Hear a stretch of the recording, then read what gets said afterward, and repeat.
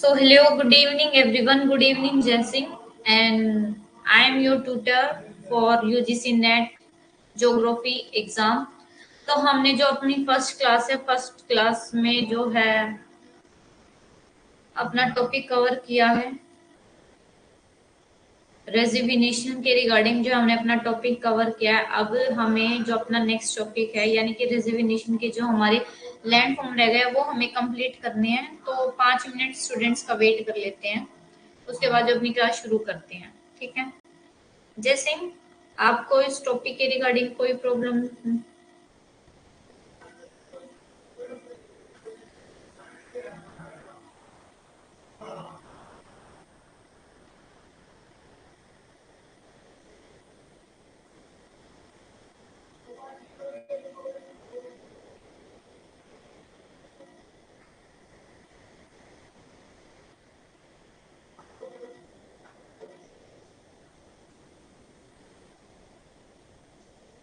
Okay good.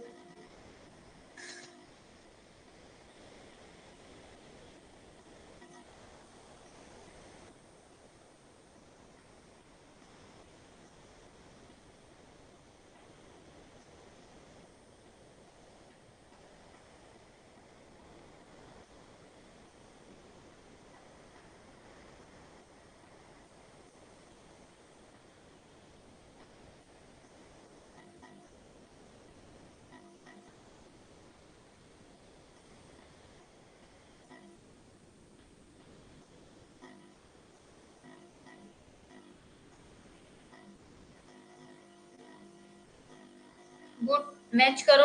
आज final जो provincial answer किए वो रिलीज कर दिया एनटीए ने।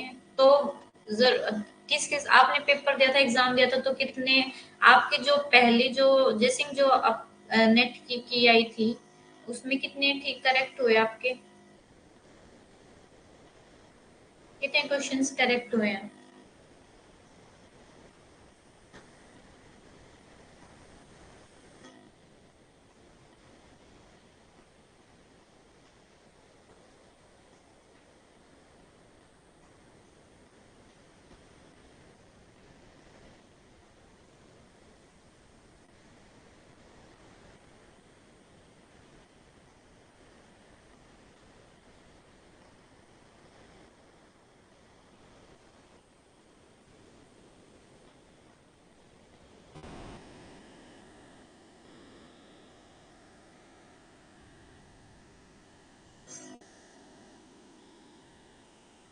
जल्दी से ज्वाइन करो ताकि जो हम अपनी क्लास है वो शुरू कर सकें। मैं जो डेली हूँ, डेली आप लोगों का 5 मिनट वेट करती हूँ क्लास शुरू करके, और 5 मिनट बाद हम अपना टॉपिक शुरू करते हैं। तो 5 मिनट तक ज्वाइन कर लिया करो सारे।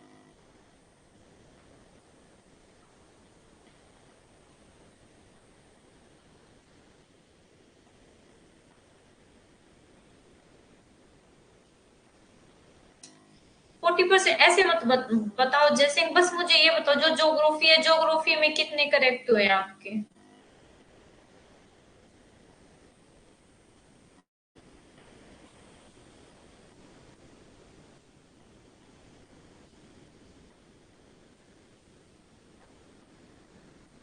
कोई बात नहीं, 2 बार दिया है, अब की बार जाओगे तो जेआरएफ भी मिलेगा, टेंशन मत लो। बस जैसे मैं बताती हूँ, जो जो मैं हाईलाइट करके देती हूँ, अगर आपको प्लान मैं बता रही हूँ, अगर देखो जो पेपर है ना, पेपर को टारगेट करना इतना हार्ड नहीं है। ठीक है, आप लोगों को बेशक से कंसेप्ट आपको सब कुछ क्लियर होगा, लेकिन एक पेपर को जो पेपर की क्या डिमांड है, 2 बार आपने खुद पढ़ा है, आपसे नहीं हो रहा है, तो अब की बार मैं जो पढ़ा रही हूँ वो पढ़ो, उससे आपका नेट अपने आप क्लियर हो जाएगा। और देखो कभी भी अगर आप पेपर में जाते हो ना, पेपर 1 पेपर 2 दो पेपर होते हैं, हमेशा पहले पेपर 2 करा करो। पेपर 2 पहले करोगे ना, वो 100 मार्क्स का होता है, वो आपको नंबर दिलाता है, वही आपको जेआरएफ दिलाएगा। पेपर 1 होता है सिर्फ 50 क्वेश्चन आते हैं, उसमें 50 क्वेश्चन आप 1 घंटे में कर सकते हो। लेकिन जब अगर हम पहले पेपर 1 करने लग जाते हैं ना, तो पेपर 1 जब हम पहले करने लग जाते हैं ना, तो उसमें क्या होता है, पेपर 1 में ही हमारा 1 डेढ़ घंटा खराब हो जाता है। जबकि पेपर वन इतना मार्क्स गेनिंग मतलब मार्क्स गेनिंग है। उसी अगर हमारे पेपर वन में 30 क्वेश्चन भी जनरल बच्चा है ना, कोई जनरल कैटेगरी का, उसके भी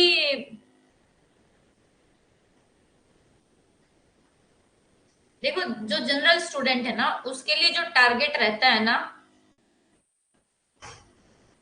सेकंड क्या था, मैंने पेपर देखा है, paper was not that much tough. Jaisingh मैंने पेपर देखा है। Good evening Vijay, good evening Shagufta. Paper tough नहीं है, लेकिन पेपर को एक समझने का, उसको पैटर्न को समझने का एक वे होता है। पहले अभी हम जो है टॉपिक्स अभी हम पढ़ रहे हैं, अभी हमने क्वेश्चन पेपर तो सोल्व किए ही नहीं है। जब आप क्वेश्चन पेपर सोल्व करोगे ना, आप लगातार बैठ के 2 घंटे ज्योग्राफी का क्वेश्चन पेपर सोल्व करो।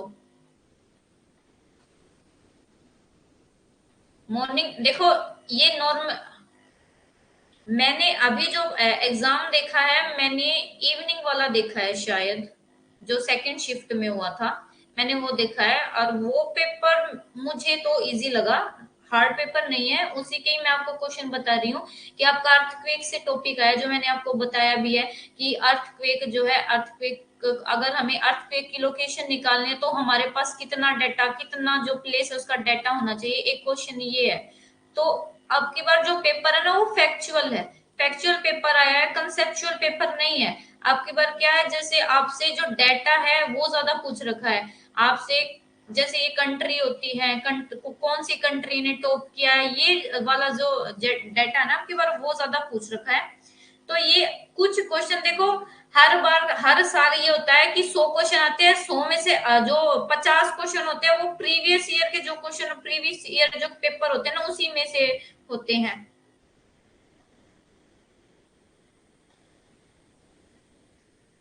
जैसे जो नोट्स बना रहे हो, अगर मैं आपको आज क्लास दे रही हूँ तो आपके आज या कल तक नोट्स बन जाने चाहिए। और आज या कल में, और फिर उनकी जो जितने भी नोट्स बन जाते हैं उनके रेगुलर जो है रेगुलर रिवीजन करो। क्योंकि हमारा जो माइंड है उसका क्या है कि जितना जल्दी याद होता है ना हम उतनी जल्दी भूल जाते हैं। तो रेगुलर टॉपिक की रिवीजन होनी चाहिए। डेली आप टॉपिक याद करो, जब डेली टॉपिक याद करोगे ना तब आपको याद होगा, अदरवाइज याद नहीं होगा। नहीं तो आप अब, क्योंकि वहां पे क्या है, क्योंकि अभी पेपर का ये पैटर्न है कि कई क्वेश्चन ऐसे पूछ लिए जाते हैं जो बहुत ज्यादा डीप होते हैं, कंसेप्ट बेस्ड होते हैं, और कई क्वेश्चन ऐसे होते हैं जो फैक्चुअल बेस्ड होते हैं। जो मैं आपको थॉट सब्जेक्ट करवाऊंगी ना, उस थॉट में से आपके 14-10 क्वेश्चन तो श्योरली आते हैं।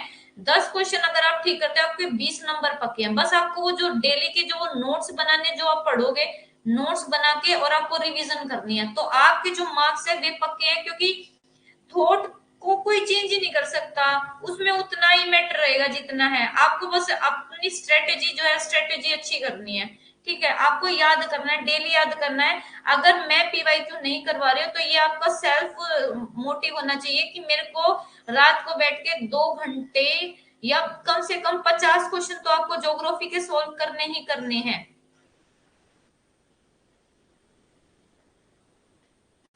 3 से 6 तक टाइम मिलता है, अभी रात को टाइम नहीं मिलता।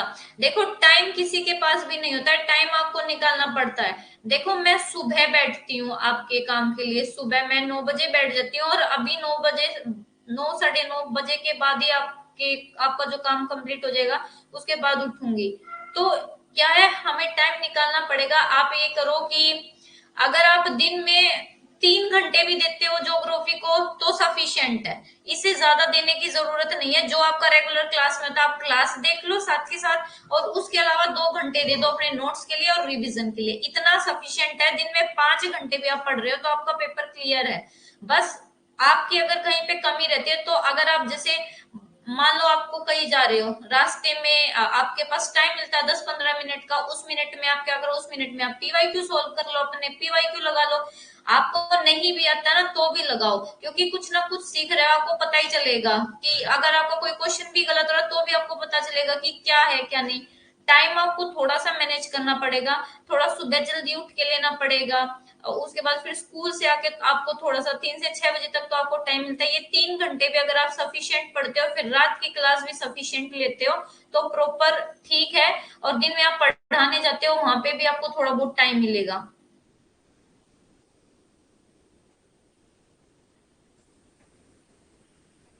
देखो जैसे ये मैं तो हर दिन रेगुलर जो है वो पीवाईक्यू करवाना चाह रही हूँ, लेकिन जो हमारे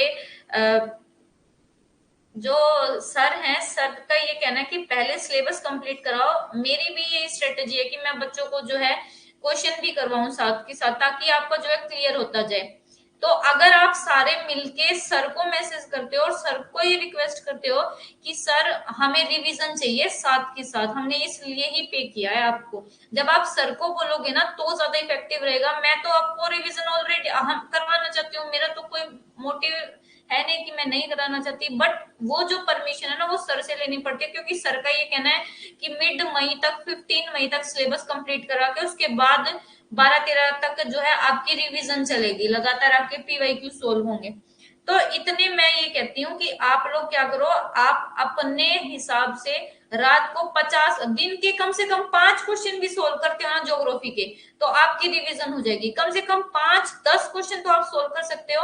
आप 5 या 10 क्वेश्चन भी सोल्व करते हो ना, ठीक है, तो मैं क्वेश्चन भेज दूंगी, जो भी हमारा नेट में जो भी क्वेश्चन आते हैं ना मैं वो सेंड कर दूंगी आपको, ठीक है। अरे सर को नहीं भेजना, सर को क्यों भेजोगे, सर तो कंप्यूटर के हैं, वो टेक्निकल जो भी इश्यू था वो हैंडल करते हैं, और वैसे भी वो कंप्यूटर साइंस जो सब्जेक्ट है वो पढ़ाते हैं, उनको ज्योग्राफी का कुछ नहीं समझ में आएगा। और जो भी ये मॉक टेस्ट वगैरह ना, देखो अभी जो है ना पीडीएफ वगैरह अपलोड करने में बनाने में बहुत टाइम लगता है, लेकिन थोड़ा सा टाइम दो। हम क्या है, अभी संडे से आपकी जो है ट्रायल फ्री क्लासेस शुरू हो गई हैं ऐप पे, तो संडे को भी अब आपकी क्लास रहा करेगी। तो अब मैं आपको खुद से एक सेल्फ एडवाइस दे रही हूँ,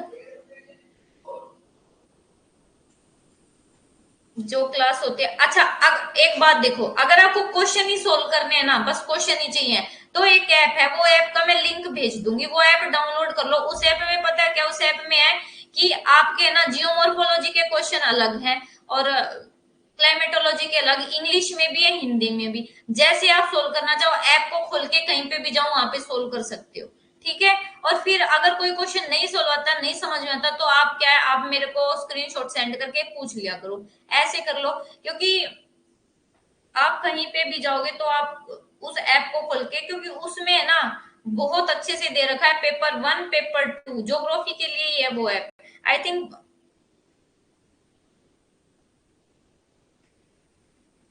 ठीक है, हिंदी में भी डालूंगी, इंग्लिश में भी डालूंगी। मैं आज आपको वो जो ऐप का लिंक दूंगी ना वो डाउनलोड करना है, और उस पे क्या करना है, उससे डेली आपको क्वेश्चन प्रैक्टिस करने हैं, ठीक है।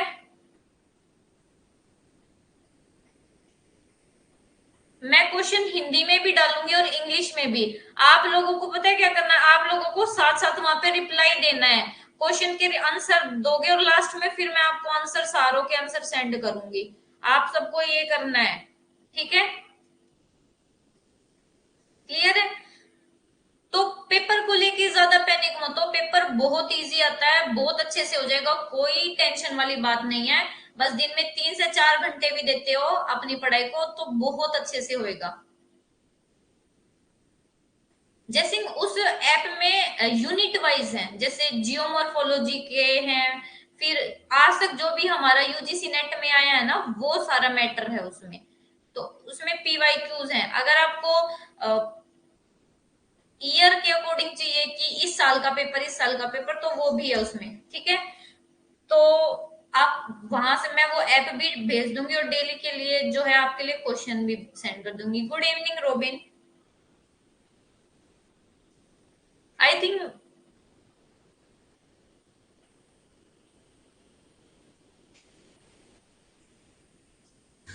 तो चलो अब शुरू करते हैं अपना सेशन।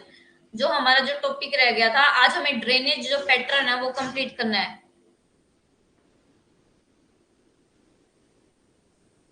नहीं, मैं बिल्कुल समझ गई आपकी, मैं ये बात समझती हूँ। और मैं आपको ना 10 बजे के बाद आज आपके लिए ग्रुप में क्वेश्चन सेंड कर दूंगी। ये जो आज वाला जो हम टॉपिक पढ़ रहे हैं इससे ज्यादा क्वेश्चन अभी तक आए नहीं है, हो सकता है फ्यूचर में आ जाए। कौन सी वीडियो अपलोड नहीं है रोबिन, अभी चेक कर लेते हैं। पहले मुझे ये बताओ, आप में से कौन किसने कौन से वाला बैच ले रखा है। जाओ एक मिनट।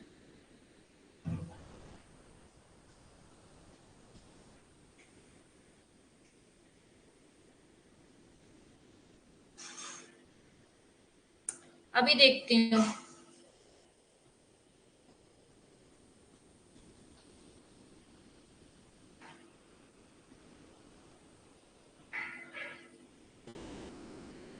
एक मिनट, जैसे मैं एक बार रोबिन की जो प्रॉब्लम है उसको सोल्व करूंगी, उनको भी एक बार, एक मिनट।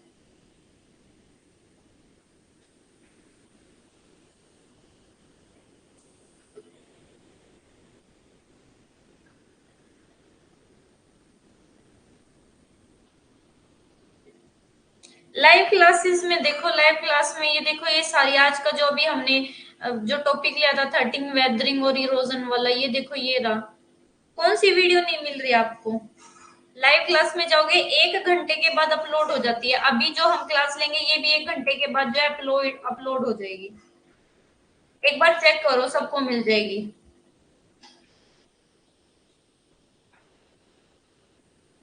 ये अपने आप ही अपलोड हो जाती है 1 घंटे के बाद। ये देखो हर जो बैच है हर बैच में है।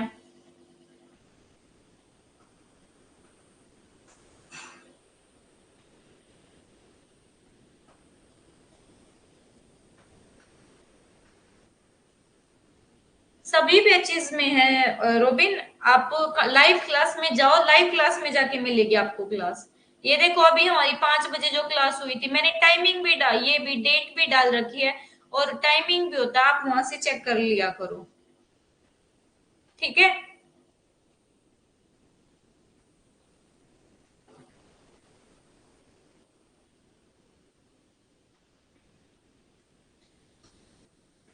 तो चलो आज का टॉपिक शुरू करते हैं। आज हमारा जो टॉपिक है,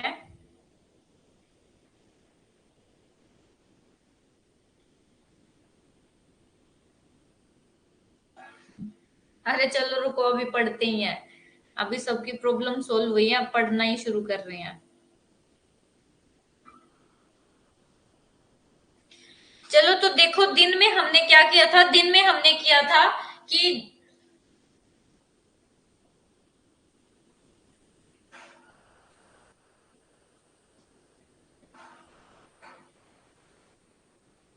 दिन में हमने पढ़ा था रेजिविनेशन। जो रेजिविनेशन है, रेजिविनेशन मैंने आपको बताया था। रेजिविनेशन क्या होता है? रेजिविनेशन होता है, रेजिविनेशन होता है जब हमारी जो साइकिल ऑफ इरोजन होती है ना, साइकिल होती है कोई भी हमारी, जैसे ये हमारी साइकिल चल रही है, इसमें भी कोई भी इंटरप्शन होता है या एक्सपेंशन होता है, या तो ये क्या है, अब फिर से शुरू हो जाती है, या क्या, या अपने एंड पर पहुंच जाती है। किसकी वजह से? हमारे जो इंटरप्शन होती है, जो साइकिल में जो भी हमारी जो चीजें इंटरप्ट करती हैं, जैसे हमारा वोल्केनिक इरप्शन हो गया, जो भी हमारे पॉजिटिव और जो नेगेटिव जो एस्पेक्ट है, जो पॉजिटिव और जो नेगेटिव मूवमेंट है, ये किसकी वजह से होती है? हमारी प्लेट टेक्टोनिक की वजह से। क्या होता है, मैंने आपको दिन में समझाया था कि प्लेट टेक्टोनिक की वजह से, जैसे ये हमारा माउंटेन है और ये हमारी रिवर है, ये अपना इरोजनल वर्क कर रही है। ठीक है, ये हमारी नॉर्मल साइकिल ऑफ इरोजन है। लेकिन जब रेजिविनेशन होगा, मान लो यहाँ पे वोल्केनिक इरप्शन हो गया, वोल्केनिक इरप्शन से क्या हो गया, यहाँ पे क्या है, यहाँ पे एक और पहाड़ ऊपर उठ गया। पहले तो नदी ने ये सारा अपना रास्ता काट रखा था, लेकिन अब इसको फिर से ये काटना पड़ेगा। ठीक है, तो ये क्या हो गया, इसकी जो ये क्या है, ये फिर से अपनी कौन सी स्टेज में पहुंच गई? यूथ स्टेज में। अब इसको दोबारा से इसका इरोजन करना पड़ेगा और फिर ये सी लेवल को प्राप्त होगी। ठीक है, तो ये हो गया हमारा नेगेटिव एस्पेक्ट। और पॉजिटिव एस्पेक्ट क्या होगा? पॉजिटिव एस्पेक्ट ये होता है जब हमारा जो कोई भी उठा हुआ भाग है, मान लो ये उठा हुआ भाग है, ये किसी कारणवश जब धस जाए, तो जो हमारी रिवर है, रिवर को कोई भी इरोजन करना नहीं पड़ेगा, ऑलरेडी क्या है उसके लिए, क्या है, बेस लेवल को वो प्राप्त हो जाएगी। और क्या हो जाएगा, सी लेवल में क्या हो जाएगा, सी लेवल में जो है पॉजिटिव चेंज माना जाता है ये। ठीक है, तो हमने ये पढ़ा था दिन में। इसके बाद जो आपके लिए सबसे ज्यादा इंपॉर्टेंट और जहां से क्वेश्चन आते हैं, एक तो ये पॉजिटिव और नेगेटिव जो चेंज है ये याद रखना, दूसरा ये याद रखना है कि टोपोग्राफिक डिसअकॉर्डेंस, ठीक है, तो ये आपको याद रखना है। टोपोग्राफिक डिसअकॉर्डेंस क्या आता है कि जब हमारा क्या है, जो हमारी साइकिल है ना वो डिस्टर्ब हो जाती है। Refer to creation of older topographic form above and younger from below. देखो ये क्या करता है, जो हमारा टोपोग्राफिक डिसकॉर्डेंसी होता है, जैसे ये हमारा रॉक्स है, ये हमारा माउंटेन है, इसमें मैंने आपको दो फोल्ड और फोल्ड तो पढ़ते हैं, दो चीजें पढ़ाई थी। एक पढ़ाई थी एंटीक्लाइन, एक पढ़ाई थी सिंक्लाइन, यानी कि अपनति और संपन्नति, ऐसा कुछ था, मैं अभी भूल गई हूँ। अपनति, अभी वो मुझे वर्ड याद नहीं आ रहा है। अपनति और ये जो सिंक्लाइन है, यानी कि एंटीक्लाइन और जो सिंक्लाइन है ना, ये होता है एंटीक्लाइन और ये होता है सिंक्लाइन। अब जो माउंटेन है ना, इसमें क्या होता है, जब ये टोपोग्राफिक डिसअकॉर्डेंस तब होता है हमारा, जब जो हमारा यूथ स्टेज है ना वो तो मैच्योर स्टेज शो करे, और जो मैच्योर है वहां पे क्या है, यूथ स्टेज शो हो। तो इसकी वजह से क्या होता है, टोपोग्राफिक डिसअकॉर्डेंस, यानी कि जो हमारी टोपोग्राफी उसमें क्या है, डिसबैलेंस हो जाता है, ठीक है। और ये किसकी वजह, active down cutting of its value due to increased erosion power. तो ये सब आपको बस कुछ नहीं याद करना है। हाँ, अभिनीति, अपनति और अभिनीति, ये दो वर्ड हैं, ये आपको याद, ठीक है।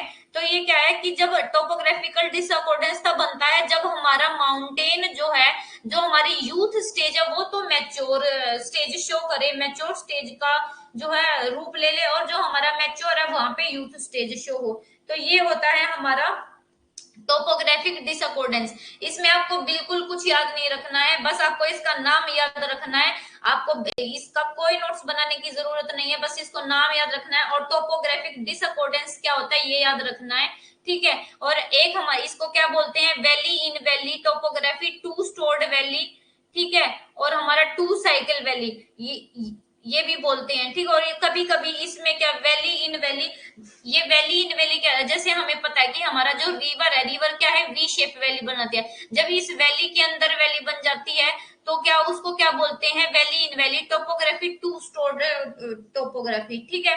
उसके ये जो हमारा ये एग्जांपल दे रखा है दामोदर वैली जो हमारा राजपुरा में है, वो इसी का एग्जांपल है। आपको इसमें कुछ भी याद नहीं रखना है, बस ये याद रखना है कि रेजुविनेशन की वजह से हमारे अपलिफ्टेड पेनिप्लेन बने हैं। कैसे बने हैं, क्यों बने हैं, कुछ नहीं, बस आपको ये नाम याद होना चाहिए कि अपलिफ्टेड जो पेनिप्लेन है वो क्या रिप्रेजेंट करते हैं।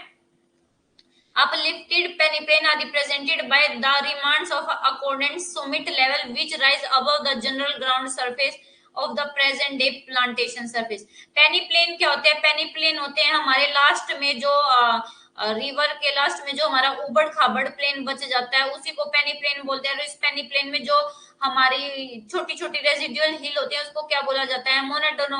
तो आपको याद होना चाहिए जो अपलिफ्टेड पेनिप्लेन है वो हमारे रेजिविनेशन की वजह से बने हैं। और आपको ये सारा जो है ये आपको क्या दे रखा है, ये सारा आपको एग्जाम्पल बता रखा है, आपको पढ़ने की कोई जरूरत नहीं है, बस इतना याद रखना कि अपलिफ्टेड पेनिप्लेन किसके द्वारा बनाया जाता है। उसके बाद हमारा इनसाइज्ड मिएंडर, देखो इनसाइज्ड मिएंडर ये इसको बोलते हैं इनसाइज्ड मिएंडर। जब रिवर मिएंडर करती है, यानी कि जब मिएंडर के अंदर मिएंडर हो जाता है ना तो उसको बोलते हैं इनसाइज मिएंडर। और जो ये इनसाइज्ड मिएंडर है ना ये कौन बनाती है, इनसाइज मिएंडर बनाता है हमारी रिवर, ठीक है।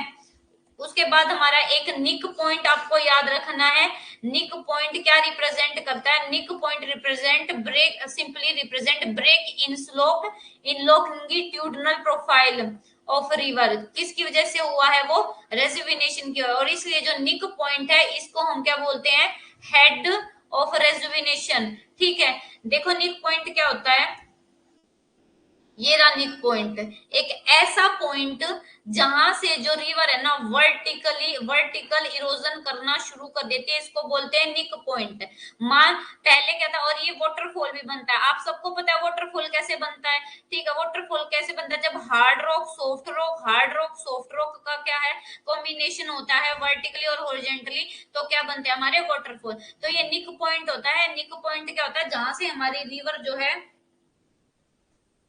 जैसे कि ये आपको बस नाम याद रखने हैं, इसलिए इसका आपको कुछ हिंदी में मैटर याद रखने की जरूरत नहीं है। आप जितना ज्यादा इस टॉपिक में डीप में घुसोगे आपको कुछ समझ नहीं आएगा। आपको बस इतना याद रखना है कि निक पॉइंट किसने बनाए थे, जो मैंने आपको बता दिया कि हेडिंग याद रखनी है और कुछ नहीं है। ये टॉपिक यहीं पे खत्म हो चुका है। निक पॉइंट आपको सबको समझ में आ गया। निक पॉइंट क्या है कि पहले देखो, पहले यहां तक हमारी लैंड थी, नदी यहाँ पहले यहाँ तक हम यहाँ पे था हमारा निक पॉइंट, ठीक है। फिर नदी ने क्या है, हेडवर्ड इरोजन शुरू किया, यानी कि इसको काटना शुरू कर दिया और रिवर की जो है लेंथ बढ़ गई और यहाँ पे क्या है, वाटरफॉल बन गया और इसको क्या बोलते हैं, निक पॉइंट है। एग्जाम्पल जैसे जो वाटरफॉल होते हैं, वाटरफॉल को यानी कि जो जल प्रपात होते हैं उसको क्या बोलते हैं हम, एक तरीके से निक पॉइंट है, ठीक है।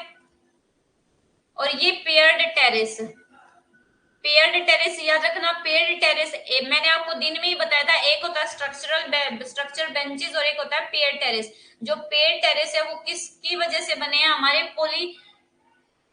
पॉलीसाइक्लिक रिलीफ, हमारे रेजुविनेशन के कारण बनते हैं, ठीक है।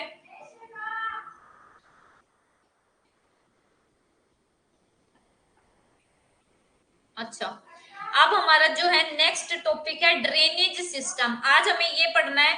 ये हमारा जो प्रीवियस क्लास का था, थोड़ा सा बताना रह गया था आपको, मैंने वो बताया। अब हम पढ़ रहे हैं drainage system and drainage pattern. क्या होता है ड्रेनेज सिस्टम और क्या होता है ड्रेनेज पैटर्न, पहले ये समझ लो।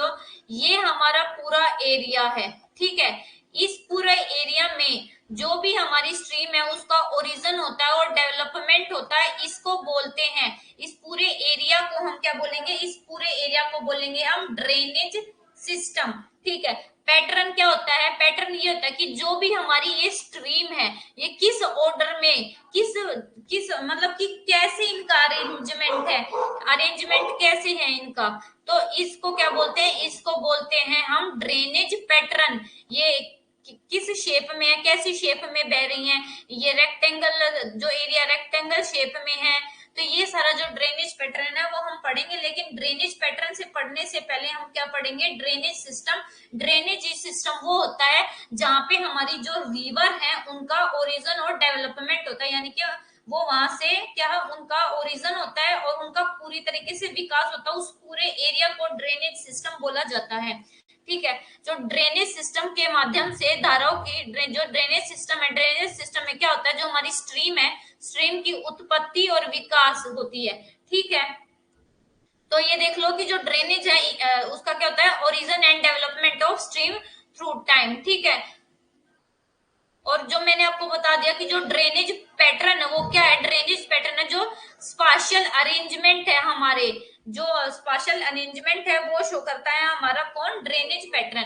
अब इसके हिसाब से मैं बोलूं, यानी कि जो हमारा ड्रेनेज सिस्टम है इसके हिसाब से हमारी दो तरीके की धाराएं हैं, दो तरीके की स्ट्रीम है, अनुक्रमिक धाराएं और अनुवर्ती धाराएं, यानी कि हमारा सीक्वेंट स्ट्रीम और इनसीक्वेंट स्ट्रीम। अब देखो सीक्वेंट स्ट्रीम डायग्राम से समझते हैं।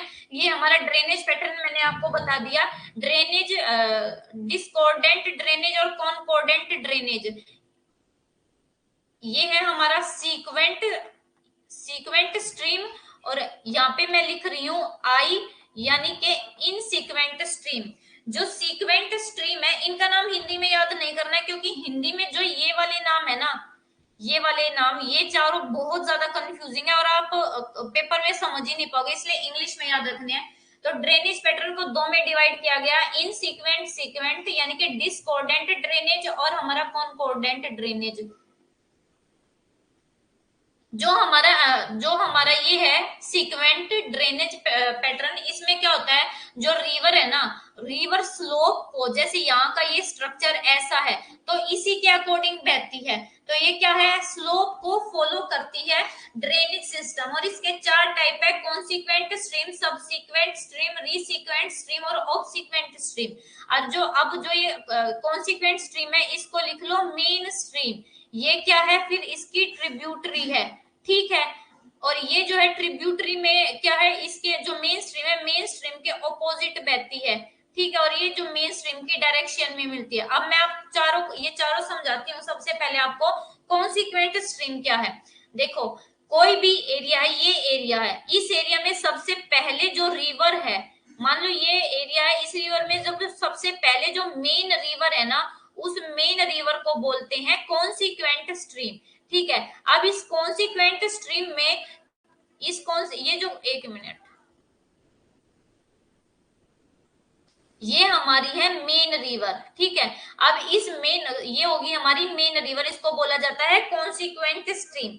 ठीक है, अब इस कॉन्सिक्वेंट स्ट्रीम में क्या है, जो इसके 90 डिग्री पर मिलती है इसको बोलते हैं सब सीक्वेंट स्ट्रीम।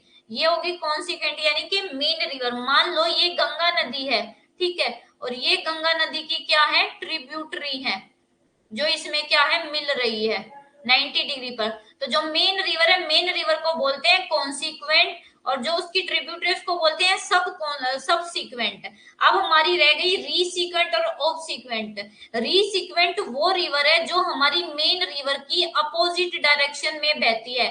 जैसे ये हमारा नॉर्थ टू साउथ डायरेक्शन में बह रही है, तो हमारी जो ये रीसीक्वेंट स्ट्रीम है वो क्या है, वो साउथ से नॉर्थ डायरेक्शन में बहती है। इसको क्या बोलते हैं, इसको बोलते हैं रीसीक्वेंट स्ट्रीम। और ये जो हमारा सब सीक्वेंट स्ट्रीम है इसके 90 डिग्री पर मिलती है।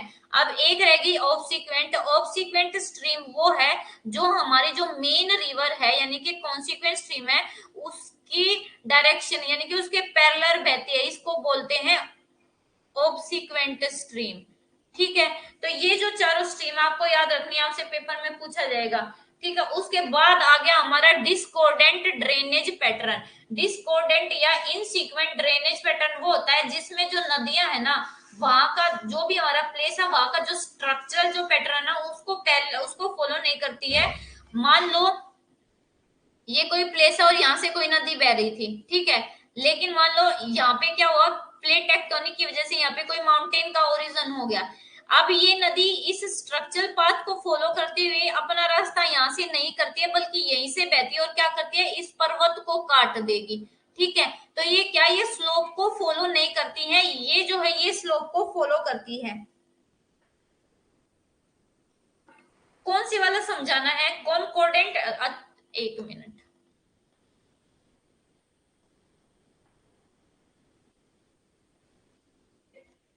देखो हमारे है ना ड्रेनेज पैटर्न। ड्रेनेज पैटर्न वो होता है जहां पे हमारा जो भी नदियां हैं, ठीक है, ये एरिया है, इस एरिया में जो भी नदी होगी उसका ओरिजिन कैसे हुआ है और उसका डेवलपमेंट जो भी होगा उस पूरे एरिया को क्या बोला जाता है, ड्रेनेज पैटर्न।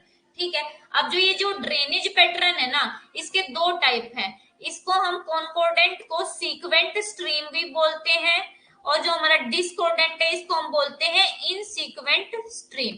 ठीक है, कॉन्कोर्डेंट ड्रेनेज वो है कि देखो अगर मान लो यहाँ पे पर्वत उठ गया और कोई नदी यहाँ पे, इस पर्वत से पहले यहाँ नदी बह रही थी लेकिन टेक्टोनिक एक्टिविटी की वजह से यहाँ पे माउंटेन का ओरिजिन हो गया, तो ये नदी क्या करेगी, स्लोप को फॉलो करते हुए स्ट्रक्चर जो हमारे यहाँ का जो जैसा स्ट्रक्चर हो गया उसको फॉलो करते हुए अपना जो रास्ता उसी के अकॉर्डिंग कर लेगी। अभी अगर मान लो यहाँ पे माउंटेन का ओरिजिन हो गया है तो नदी पहले यहाँ से बहती थी तो वो अब अपनी डायरेक्शन चेंज कर लेगी और स्लोप के सारे ऐसे बहने लगेगी, तो इसको बोलते हैं कॉन्कोर्डेंट ड्रेनेज। अब इस कॉन्कोर्डेंट ड्रेनेज में चार तरीके की स्ट्रीम है हमारी, कॉन्सिक्वेंट स्ट्रीम, सबसिक्वेंट, रीसीक्वेंट और ऑब्सिक्वेंट। जो कॉन्सिक्वेंट स्ट्रीम है उसको बोलते हैं मेन स्ट्रीम, जो सबसे पहले ओरिजिन होती है किसी एरिया में। उसके बाद सबसिक्वेंट जो मेन में 90 डिग्री पर मिलती है, इस ट्रिब्यूटरी होती है। ठीक है, फिर होती है रीसीक्वेंट और ऑब्सिक्वेंट। अब जो कॉन्सिक्वेंट है, मान लो ये एरिया, इसमें सबसे पहले जो नदी का ओरिजिन हुआ है इसको बोलते हैं कॉन्सिक्वेंट, ये है कॉन्सिक्वेंट रिवर। और इसके जो 90 डिग्री पर मिलती है, राइट एंगल पर मिलती है, इसको बोलते हैं सब सीक्वेंट रिवर। ठीक है, इसको ऐसे एग्जांपल लगा लो, मेन रिवर तो हो गई गंगा, तो उसको तो बोल दिया हमने कॉन्सिक्वेंट, सबसे पहले जो ओरिजिन हुआ। उसके बाद गंगा में जो उसकी ट्रिब्यूटरी जो मिल रही है उसको बोला जाता है सब सीक्वेंट स्ट्रीम। ठीक है, तो ये होगी कॉन्सिक्वेंट और सबसिक्वेंट। अब एक आती है हमारी रीसीक्वेंट स्ट्रीम। रीसीक्वेंट स्ट्रीम वो होती है जो हमारी जो मेन स्ट्रीम है ना, जैसे ये हमारी नॉर्थ से साउथ डायरेक्शन की ऐसे इस डायरेक्शन में बहती है, लेकिन जो हमारी रीसीक्वेंट स्ट्रीम है ना वो हमारी मेन रिवर के अपोजिट डायरेक्शन में बहती है, ये साउथ से नॉर्थ की तरफ जाती है, ये होती है हमारी रीसीक्वेंट स्ट्रीम। अब एक रह गया ऑब्सीक्वेंट स्ट्रीम। ऑब्सीक्वेंट स्ट्रीम वो स्ट्रीम है जो हमारी मेन रिवर है ना, जो सबसे पहले ओरिजिन हुई थी, उसी के पैरेलल बहती है, उसी की दिशा के अकॉर्डिंग बहती है। ये कौन सी हो गई हमारी ऑब्सीक्वेंट स्ट्रीम, जो कैसी है, जो नॉर्थ से साउथ डायरेक्शन में बहती है। लेकिन इसका ओरिजिन बहुत पहले हो जाता है, इसका ओरिजिन बहुत बाद में होता है। ठीक है, तो यहाँ तक आप यहाँ तक सबको समझ में आ गया कि क्या होती है हमारी कॉन्सिक्वेंट, क्या होती है हमारी सबसिक्वेंट, रीसिक्वेंट और हमारा ऑब्सिक्वेंट। ठीक है, उसके बाद है हमारी डिस्कोर्डेंट ड्रेनेज कौन सा होता है। जैसे मान लो मैंने ये बताया था कि यहाँ पे नदी बह रही है और यहाँ पे टेक्टोनिक एक्टिविटी की वजह से पहाड़ का ओरिजिन हो गया, लेकिन ये नदी क्या करेगी, ये अपना रास्ता नहीं बदलेगी कि इस स्लोप के अकॉर्डिंग यहाँ से, ये क्या करेगी, इस पहाड़ को काट देगी, इसका इरोजन कर देगी, लेकिन अपने रास्ते को नहीं छोड़ती। इनको क्या बोलते हैं, सीक्वेंट स्ट्रीम। ठीक है, इनको क्या बोला जाता है, इनको बोला जाता है डिस्कोर्डेंट ड्रेनेज या सीक्वेंस स्ट्रीम। एंटीसीडेंट ड्रेनेज वही होती है जो अपने क्या है, अपने जहां से वो अपना रास्ता नहीं छोड़ती, अपने रास्ते को नहीं छोड़ती है, चाहे उनके बीच में कुछ भी आ जाए। इसमें है हमारी गंगा रिवर, हमारी ब्रह्मपुत्र रिवर और हमारी सतलुज रिवर और हमारी सिंधु रिवर। ठीक है, और सुपर इम्पोज ड्रेनेज भी ऐसे ही होता है कि जो नीचे का स्ट्रक्चर होता है वो अलग होता है और ऊपर का जो स्ट्रक्चर होता है वो अलग होता है। ये जो मतलब कि जो नीचे का स्ट्रक्चर होता है ना, उसके अकॉर्डिंग क्या है, अपने स्ट्रक्चर को चेंज नहीं करती है। ठीक है, तो ये होती है हमारी सुपर इम्पोज ड्रेनेज। ये जो चार्ट है ना, ये जो मैंने आपको समझाया बहुत ज्यादा इंपॉर्टेंट है। आपसे जो पेपर है ना, पेपर में ना एक तो ये वाली जो रिवर है इस पे क्वेश्चन हमेशा आता है, रीसीक्वेंट स्ट्रीम पे, और आपसे कॉन्सिक्वेंट जो स्ट्रीम है और सब सीक्वेंट स्ट्रीम से भी, ये जो चारों स्ट्रीम है इनसे क्वेश्चन आए हुए हैं, पेपर में पूछे गए हैं। तो आपको क्या है, अच्छे से समझ आ गया होगा, और अगर नहीं भी आया तो भी मेरे से दोबारा पूछ सकते हो। ठीक है, तो ये देखो, ये हमारी मेन रिवर है, कॉन्सिक्वेंट रिवर। ठीक है, उसके बाद है हमारा,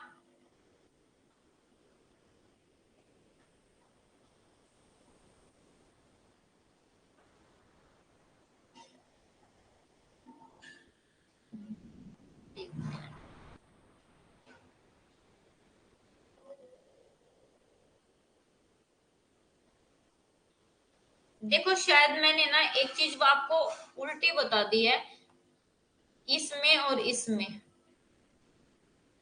दोबारा समझो एक बार। ये तो होगी हमारी मेन रिवर, इसको बोलते हैं कॉन्सिक्वेंट स्ट्रीम, और जो 90 डिग्री पर मिलती है उसको बोलते हैं सबसीक्वेंट स्ट्रीम। और जो अपोजिट ओ से ऑब्सिक्वेंट, याद रखो अपोजिट डायरेक्शन में, मेन स्ट्रीम के जो अपोजिट डायरेक्शन में बहती है उसको ऑब्सिक्वेंट बोलते हैं। और रीसिक्वेंट मेन स्ट्रीम के क्या है, रीसिक्वेंट मेन स्ट्रीम के डायरेक्शन में बहती है। ये थोड़ा सा जो पॉइंट है मिस हो गया है, तो इसको एक बार दोबारा से समझ लो। दोबारा से यस लिखो अगर आपको समझ में आ गया तो, क्योंकि मेरे को सेटिस्फेक्शन हो जाएगा फिर इससे। देखो, ये कॉन्सिक्वेंट स्ट्रीम है, मेन स्ट्रीम, मेन स्ट्रीम में जो 90 डिग्री पर मिलती है ये, इसको बोलते हैं सब सीक्वेंट। ठीक है, और जो मेन स्ट्रीम के ऑपोजिट में बहते हैं इसको बोलते हैं ऑफ सीक्वेंट।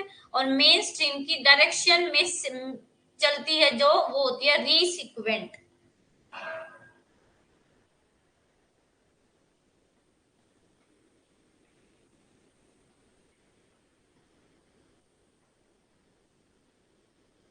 हाँ, एक बार जो ये रीसिक्वेंट और ऑफ सीक्वेंट मैंने आपको डायरेक्ट ये जो है ये भी अपलोड कर दिया है आपके लिए। ठीक है, डायग्राम। अब हमारी जो है ना, सबसे पहले है हमारी परिणामी धाराएं। इसलिए मैं आपको जो है ना इंग्लिश में नाम नहीं दे रही थी, क्योंकि इनके नाम इंग्लिश हिंदी में बहुत ज्यादा क्या है, बहुत ज्यादा गंदे, और आपका याद नहीं होगा। क्या पढ़ेंगे, सबसे पहले हम पढ़ रहे हैं कॉन्सिक्वेंट स्ट्रीम। कॉन्सिक्वेंट स्ट्रीम कुछ भी नहीं है, सेम वही बात है, ये जो सारा मैटर है ये हम नहीं पढ़ेंगे। मैं सिर्फ आपको ये बता रही हूँ जो कॉन्सिक्वेंट स्ट्रीम है। देखो, फर्स्ट स्ट्रीम है to be originated in a particular region, सबसे पहली स्ट्रीम है। और इनको डिप स्ट्रीम भी बोला जाता है। डिप स्ट्रीम ऐसे कैसे होता है, डिप कैसे बनता है, हमने डिप और स्ट्राइक पढ़ा है।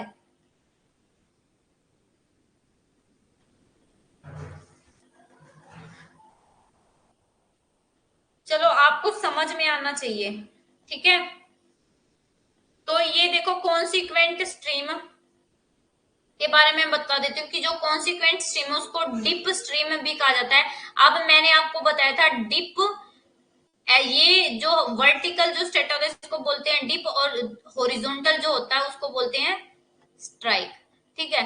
तो जो हमारी कॉन्सिक्वेंट स्ट्रीम है, जैसे ये हमारा पहाड़ है,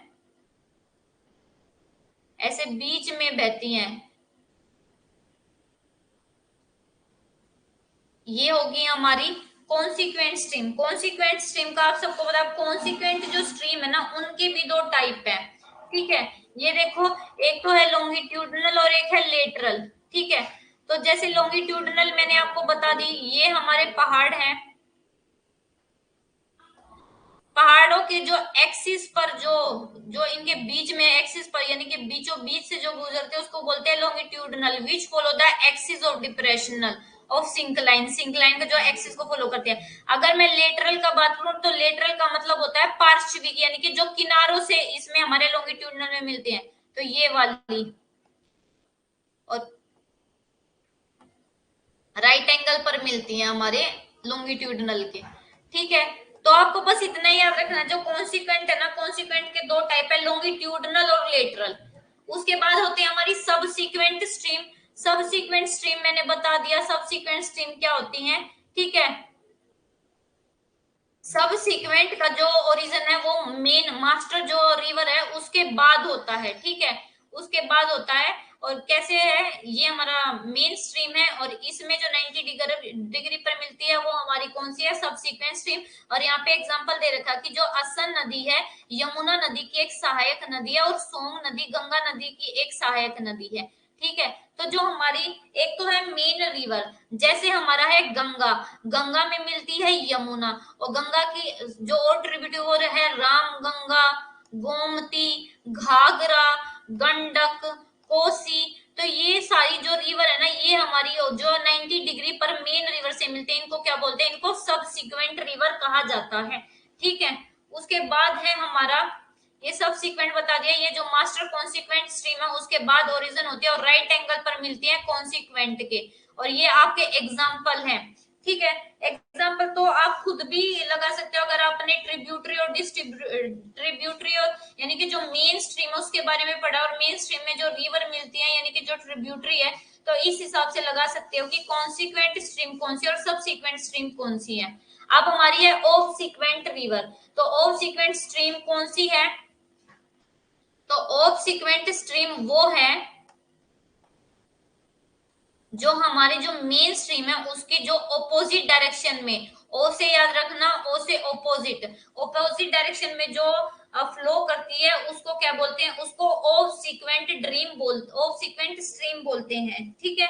उसके बाद है हमारी ये ऑफ सीक्वेंट स्ट्रीम मैंने बता दिया, इसमें आपको कुछ भी नहीं पढ़ना है, बस आपको जो मैंने समझाया वही याद रखना है, और बाकी ये सारा जो इतना मैंने लिख रखा है ये सारा आपका क्या है, एग्जाम्पल दे रखा है, ठीक है। जैसे हमारा जो सुन कोसी है, सुन कोसी हमारे क्या है, सुन कोसी हमारी कैसी है, ऑफ सीक्वेंट रिवर है, कैसे जो रन करती है वो वेस्ट टू ईस्ट रन करती है, ठीक है।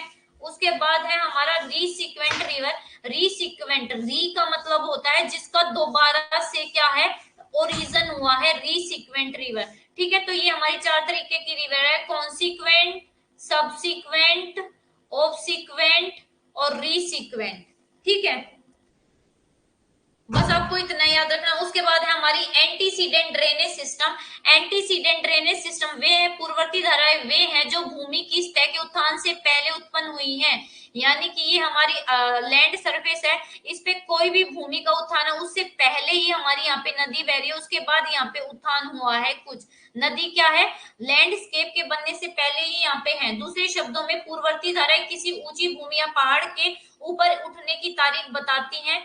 उन्होंने अपनी घाटियों के निरंतर कटाव के माध्यम से अपने वर्तमान पाठ्यक्रम को बनाए रखा है, ठीक है। यानी ये क्या कहते हैं कि जो हमारी एंटीसीडेंट रिवर है ना, एंटीसीडेंट रिवर कैसी है, एंटीसीडेंट रिवर अपनी जो घाटी है ना, घाटी का लगातार जो है कटाव करके उन्होंने अपना ओरिजिन बनाए रखा है। जैसे हमारी गंगा रिवर है, हमारी ब्रह्मपुत्र नदी, हमारी सिंधु नदी है, ठीक है। तो यहाँ पे ये एग्जाम्पल दे रखे हैं हिमालय की कई प्रमुख नदियां जो है एंटीसीडेंट है, जैसे हमारा सिंधु है, सतलुज रिवर है, गंगा है, घाघरा है, काली है, गंडक, कोसी, ब्रह्मपुत्र। आपको ये जो नाम है ना ये याद रखने, क्योंकि पेपर में अभी तक पूछा नहीं गया बट पूछ लेते हैं। एंटीसीडेंट रिवर, ऐसे आपको 4 रिवर दे दी जाएंगी और पूछ लिया जाएगा कि इनमें से कौन सी रिवर एंटीसीडेंट है।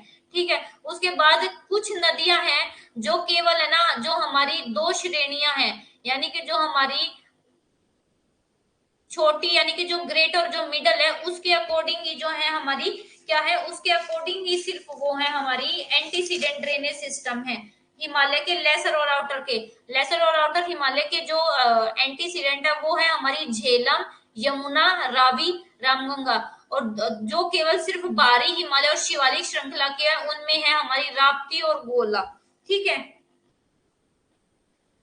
तो ये एंटीसीडेंट ड्रेनेज सिस्टम है। इनसिक्वेंट जो ड्रेनेज सिस्टम है मैंने आपको बता दिया क्या होता है। अरे ये कहाँ गया। एंटीसीडेंट ड्रेनेज सिस्टम मैंने बता दिया कैसी है, which are originated prior to upliftment of land surface के अपलिफ्टमेंट से पहले इनका ओरिजिन हो जाता है। ठीक है। ये हमारी एंटीसीडेंट रिवर है, पहले जो हमारी रिवर है इनका ओरिजिन हो जाता है, उसके बाद जो है यहाँ पे क्या है, यहाँ पे कुछ भी क्या है, कुछ भी लैंडफॉर्म बनता है। ठीक है। ये देखो पहले रिवर है उसके बाद यहाँ पे क्या है, कोई लैंडफॉर्म का ओरिजिन हुआ है। उसके बाद है हमारी super impose drainage. Super impose drainage तब बनती है जब क्या होता है, when the nature and characteristic of valleys and flow direction of consequent stream developed on upper geological formation and structure are superimposed on lower geological formation of entirely different characteristic। ये क्या है, अगर मैं ये बताऊं, ये जो रिवर यहाँ पे है क्या है, और यानी कि हमारी जो रिवर है ना, रिवर जिस जियोलॉजिकल स्ट्रक्चर पे और उसकी जो नीचे की जो सतह है उन दोनों में क्या है, बहुत ज्यादा क्या है, डिफरेंस है, बहुत ज्यादा क्या है, स्ट्रक्चरल डिफरेंट कैरेक्टरिस्टिक है। ठीक है। निचली संरचना को पूरी तरह से ऊपरी संरचना पर अलग पहले से ही विकसित घाटी के रूप को स्वीकार करना पड़ता है। तो ये क्या कह रहा है कि जो हमारी नीचे वाली जो घाटी है ना, उसके ऊपर जो भी घाटी बनती है उसको, जो ऊपर वाली घाटी बनती है उसको क्या करना पड़ता है, स्वीकार करना पड़ता है। सुपर इम्पोज का मतलब ये होता है किसी के ऊपर इम्पोज हो जाना, किसी चीज जैसे किसी के ऊपर थोप दिया जाना, तो ये होता है हमारा सुपर इम्पोज ड्रेनेज। ठीक है। अब हमारा आता है ड्रेनेज पैटर्न। ड्रेनेज पैटर्न में आपको कुछ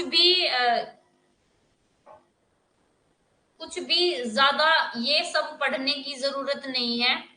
ठीक है। जो यहाँ पे लिखा हुआ है ये सिर्फ आपके जो एक सेटिस्फेक्शन के लिए है कि, लेकिन जो ट्रेलिस पैटर्न है वो क्या होता है, ट्रेलिस पैटर्न तब फॉर्म होता है जब हमारी कॉन्सिक्वेंट रिवर में, यानी कि जो मेन रिवर है उसमें हमारी क्या है, सब सीक्वेंट रिवर यानी कि जो ट्रिब्यूटरी है वो आकर मिल जाए, तो उससे क्या बनता है, उससे बनता है हमारा ट्रेलिस पैटर्न। ये हमारी मेन रिवर है, मेन रिवर में क्या है, ये सब सीक्वेंट यानी कि जो ट्रिब्यूटरी है वो मिल रही है, इसको क्या बोला जाता है, इसको बोला जाता है हमारा trellis pattern, trellis drainage pattern.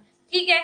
और अब उसके बाद है हमारा रेक्टेंगुलर ड्रेनेज पैटर्न। जो रेक्टेंगुलर ड्रेनेज पैटर्न है ना वो भी हमारा ऐसे ही, जो जैसे हमारा ट्रेलिस बना है ना ऐसे ही हमारा रेक्टेंगुलर ड्रेनेज पैटर्न बनता है कि जो हमारी रिवर है उसमें क्या है, इस रिवर में क्या है, जो मेन रिवर है, मेन रिवर में जो सबसिक्वेंट रिवर है उसका ओरिजिन होता है। अब इन दोनों में क्या डिफरेंस है, जो हमारी ट्रेलिस ड्रेनेज पैटर्न है ना वो क्या है, उसमें क्या है, उसमें जो स्ट्रीम है ना वो पास पास होती है, लेकिन रेक्टेंगुलर ड्रेनेज पैटर्न में क्या है, जो रिवर है ना वो दूर दूर होती है।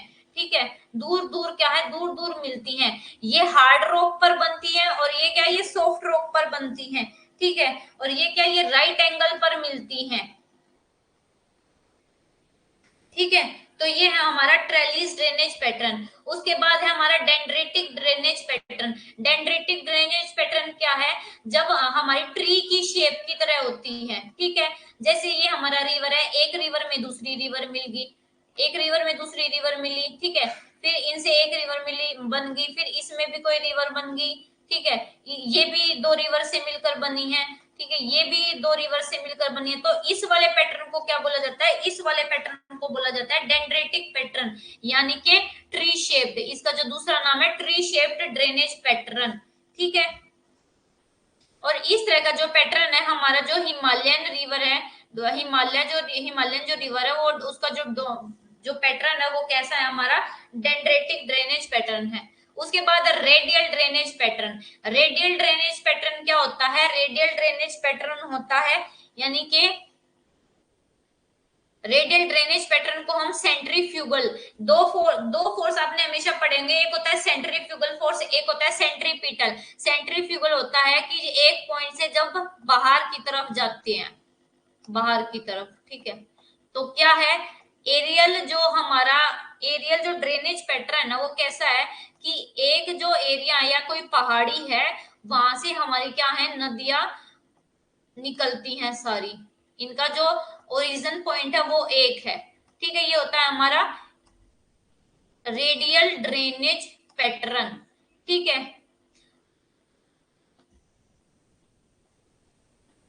उसके बाद एक होता है सेंट्रीपिटल। सेंट्रीपिटल फोर्स होता है जब सारी नदियां एक पॉइंट पर आके मिल जाती हैं।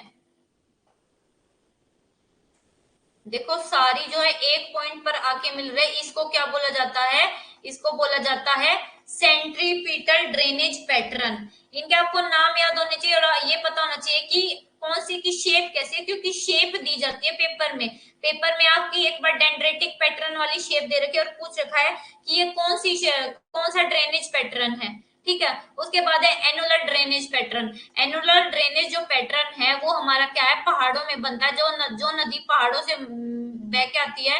तो ये वाला जो पैटर्न होता है ऐसे वाला, इसको क्या बोलते हैं, इसको बोलते हैं एनुलर ड्रेनेज पैटर्न। जैसे हम पहाड़ों पे सड़क बनाते हैं गोल गोल गोल गोल, उनको काट काट कर, ऐसे जो नदियां है, नदियां भी क्या है ऐसे ही पाथ को फॉलो करती हैं। इसको क्या बोला जाता है, इसको बोला जाता है हमारा कौन सा पैटर्न, इसको बोला जाता है एनुलर ड्रेनेज पैटर्न, ठीक है। उसके बाद है हमारा barbed drainage pattern. Barbed drainage pattern, देखो जनरल हमारा जो ड्रेनेज पैटर्न होता है वो ये होता है, लेकिन जो बार्ब्ड ड्रेनेज पैटर्न होता है वो क्या होता है हमारा, अपोजिट जो डायरेक्शन में होता है। यानी कि आप एक तरीके से याद कर सकते हो डिस्ट्रीब्यूटरी कि उससे भी याद रख सकते हो, ठीक है। अगर यहाँ तक किसी को भी कोई प्रॉब्लम है तो बता दो, अगर सबको क्लियर है तो क्लियर लिख दो एक बार।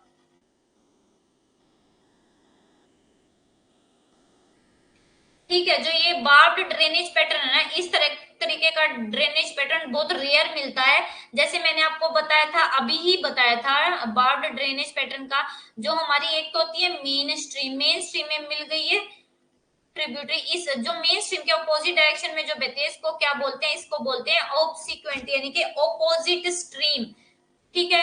तो ऐसे वाला जो पैटर्न बनाती है वो हमारी इस पैटर्न को क्या बोलते हैं, barbed drainage pattern. Okay, good, ठीक है। उसके बाद है हमारा पाइनेट ड्रेनेज पैटर्न। पाइनेट ड्रेनेज पैटर्न कैसा है, देखो ये जो एग्जांपल है ये हमारा क्या है, पाइनेट ड्रेनेज पैटर्न है, ठीक है। इसमें क्या होता है, जो ट्रिब्यूटरी है ना, ट्रिब्यूटरी जो हमारी रिजिज है ना, उसके क्या है पैरेलल में बनती है। जैसे ये हमारी ट्रिब्यूटरी है, ये हमारी मेन रिवर है, मेन रिवर के जो है पैरेलल में, ठीक है। देखो ऐसे पैरेलल में जो बन रहे हैं इसको क्या बोला जाता है, इसको बोला जाता है हमारा पाइनेट ड्रेनेज पैटर्न, ठीक है। अब मैं आपको बताऊं जो सबसे मेन जो आपके पेपर के लिए इंपॉर्टेंट है, सबसे पहले तो आपका dendritic drainage pattern. Dendritic drainage pattern के बाद है आपका रेक्टेंगुलर जो ट्रेलीज ड्रेनेज पैटर्न है, और एनुलर आपके लिए, एनुलर में मैंने है ना थोड़ा एग्जांपल डाल रखा है, वो एग्जांपल याद कर लेना क्योंकि वो इंपॉर्टेंट है कि कौन सी रिवर कैसा बनाती है, ठीक है। मैं आपको आज एक डायग्राम भेज दूंगी, और उसमें जब हम ज्योग्राफी ऑफ इंडिया पढ़ेंगे ना, ज्योग्राफी ऑफ इंडिया में पता है क्या हम पढ़ेंगे, कि जो भी हमारी रिवर है ना, ये यहाँ पे हमारी इंडिया की रिवर के नेम होंगे, और यहाँ पे सामने ये नेम होंगे कि कौन सी रिवर कौन सा पैटर्न बनाती है। तो अभी आपको याद करने की जरूरत नहीं है, अभी आपको सिर्फ इतना याद करना है कि कौन सा पैटर्न कैसे बनता है। ठीक है, तो ये बार्ब्ड और पाइनेट ड्रेनेज पैटर्न है। उसके बाद ये हैरी बोंज ड्रेनेज पैटर्न है, इसको रिब पैटर्न भी बोलते हैं। जैसे हमारी रिब होती है, हमारे ह्यूमन जो हमारे ह्यूमन हम ह्यूमन बींग्स है, हमारे अंदर भी रिब है, तो उस तरीके का ही एक पैटर्न है। ठीक है, क्या देखो ये हमारे जो मेन रिवर, और इसमें क्या है ये किनारे से आकर इसमें क्या है मिल रही है, एक रिब की तरह क्या बन रहा है, एक पैटर्न बन रहा है। इसको क्या बोला जाता है, इसको बोला जाता है हैरी बोंज पैटर्न। और इसमें एक देखो, एक सबसे जो मेन फैक्ट होता है ना हैरी बोंज पैटर्न में, वो ये होता है कि इसमें जो मेन रिवर है ना वो एक ही होती है। मेन रिवर में सारी जो है सबसिक्वेंट रिवर आके मिलती हैं। ठीक है, उसके बाद है हमारा parallel drainage pattern. Parallel drainage pattern में क्या है, जो रिवर है ना एक दूसरे के पैरेलल बहती हैं, ये देखो। और ये जो बीच में इनके होता है, इसको क्या बोलते हैं, dividing, water dividing, water divider.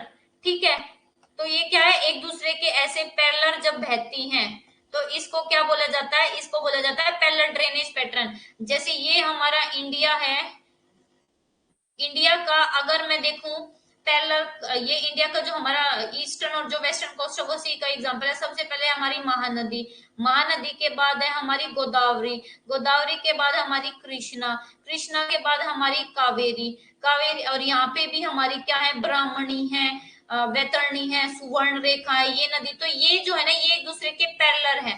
तो इन नदियों को क्या कहते हैं, पैरेलल ड्रेनेज पैटर्न, इस पैटर्न को बोलते हैं पैरेलल ड्रेनेज पैटर्न। और जो हमारी सिंधु नदी है, ये हमारी गंगा रिवर है, इनका जो पैटर्न है कैसा पैटर्न है, इनका भी पैटर्न हमारा जैसे कई कई एक रिवर है ना कई सेम सेम पैटर्न बनाती है। जैसे वो डेंड्रेटिक पैटर्न को भी फॉलो करती है, ट्रिलाइज पैटर्न को भी फॉलो करती है। ठीक है, तो यहाँ पे जो हमारे ये टॉपिक है, यहाँ पे हमारा जो टॉपिक है वो कंप्लीट होता है। हमने जो ड्रेनेज पैटर्न है वो कंप्लीट पढ़ लिया है। यही हमारे जो टोटल जो ड्रेनेज पैटर्न है वो इतने ही ड्रेनेज पैटर्न है। आपको जो है, आपको बस ये जो पिक्चर है ना इनको देख के याद रखना है। ठीक है, ये कुछ भी नहीं पढ़ना है कि क्या है, बस जो मैंने बोल दिया बस उसी को सुन के अपने लिख लेना, वही याद करना है। एनुलर ड्रेनेज पैटर्न को देखो क्या है, सर्कुलर पैटर्न भी बोलते हैं। कब फॉर्म होता है, when the tributary of most consequent stream are develop in form of a circle, circle की फॉर्म में जब डेवलप होते हैं ऐसे। और ये ऐसा डेवलपमेंट का होता है जहां हमारे माउंटेन होंगे। ठीक है, तो ये हमारा जो है आज का सेशन था। आज की जो हमारी क्लास यहीं पे जो है खत्म होती है। लेकिन उससे पहले हम एक बार डिस्कस कर लेते हैं कि हमारा जो जियोमोर्फोलॉजी है उस कल हम कौन सा टॉपिक करेंगे। एक बार हम पहले ही देख लेते हैं, आज कल फिर वो टॉपिक करेंगे।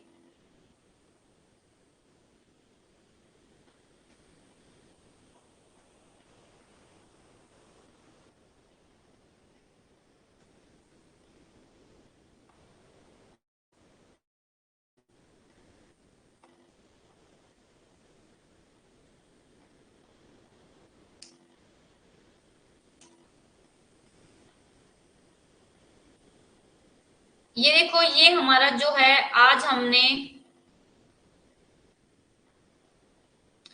माउंटेन बिल्डिंग,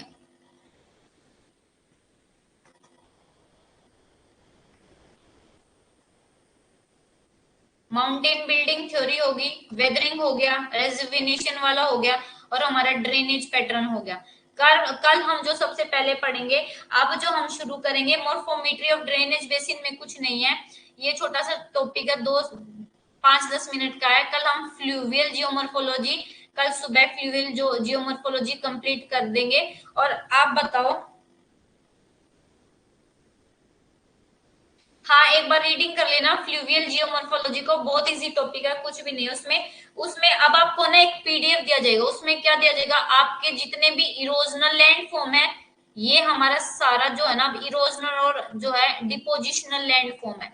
2 दिन हमारा अब ये चलेगा, फिर 2 दिन हमारा ये चलेगा, एक दिन हमारा ये होगा।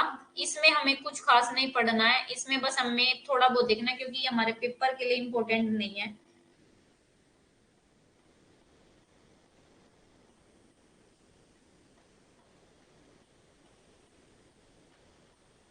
भूआकृति, फ्लूवियल यानी कि जो पानी से बनती हैं, वाटर यानी कि फ्लूवियल यानी कि रिवर, जो रिवर के ओरिजिन और डिपोजिशन यानी कि जो वाटर के ओरिजिन और डिपोजिशन के जो रिवर करती है, तो इसमें आएगा हमारा फ्लूवियल जियोमॉर्फोलॉजी में आएगा वाटर के ओरिजिन के रिगार्डिंग, जो भी हमारा इरोजन और डिपोजिशनल जो लैंडफॉर्म ओरिजिन होता है ना, उसको बोलते हैं फ्लूवियल जियोमॉर्फोलॉजी। और उसके बाद हम करेंगे कास्ट जियोमॉर्फोलॉजी। तो हमारा कल और परसों में जो है जियोमॉर्फोलॉजी का सिलेबस कंप्लीट हो जाएगा, और उसके बाद हम जो है टॉपिक कौन सा शुरू करेंगे।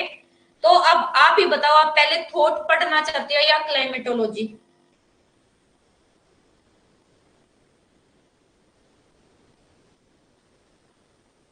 मैं आपके अकॉर्डिंग पढ़ाऊंगी। अगर आप पहले थॉट पढ़ना चाहते हो, क्योंकि थॉट का क्या है, थॉट को बस मेरे को बताना है, उसमें कुछ समझाने का होता है नहीं है, उसमें आपको याद करना है। आपको बुक्स के नेम अगर मैं पहले आप वो करवा देती हूँ तो आपको, तो पहले हम थॉट कर लेंगे।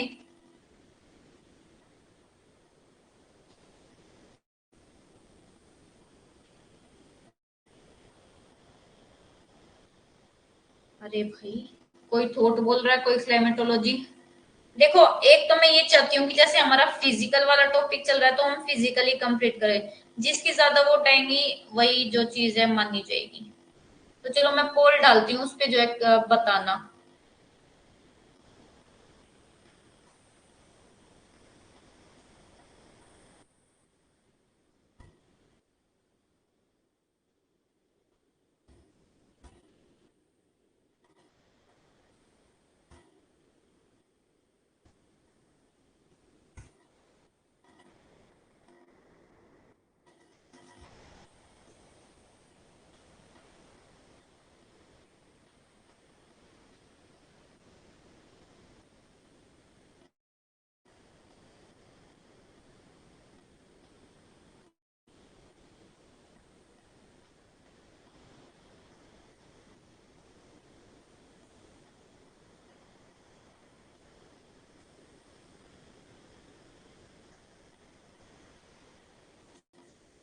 ठीक है, तो मेरे लिहाज से मैं सोच रही हूँ कि पहले जो है क्लाइमेटोलॉजी ठीक रहेगा, क्योंकि उसके 14 टॉपिक्स हैं, कोई बहुत ज्यादा हार्ड टॉपिक नहीं है।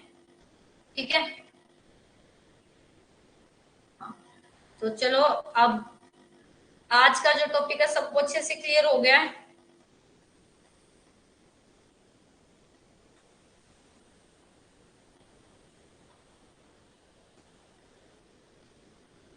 ठीक है, तो फिर कल मिलते हैं।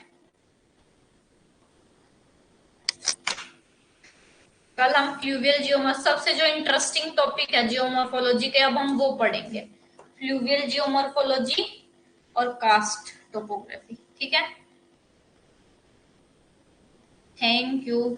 आपको अच्छे से समझ में आता है, मुझे सेटिस्फेक्शन हो जाता है कि मैं अच्छा ही पढ़ा रही होंगी। लेकिन अगर आपको समझ में नहीं आता, और आप चाहे मेरे से 10 बार पूछे, मैं 10 बार भी बताऊंगी, ऐसी कोई बात नहीं है। ठीक है। और खुद भी अच्छा लगता है कि बच्चों को अच्छे से समझ में आ रहा है, क्योंकि हमारा काम ही यही है कि हमें आपको समझ में आना चाहिए। ठीक है।